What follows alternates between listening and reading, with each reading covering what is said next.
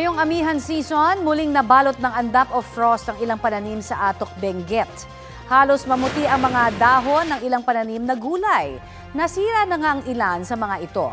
Para may maisalba pa ho, ang ilang magsasaka natin ay gumagamit na ng water spray para agad matunaw ang yelo sa kanilang mga pananim. Madalas ang andap sa buwan ng Enero hanggang Pebrero o tuwing kasagsagan ng amihan. Gaya po kahapon, muling naitala ngayong araw ang pinakamababang temperatura sa bansa. 12.9 degrees Celsius ang minimum temperature ngayon sa La Trinidad, Benguet, ayon sa Pag-asa.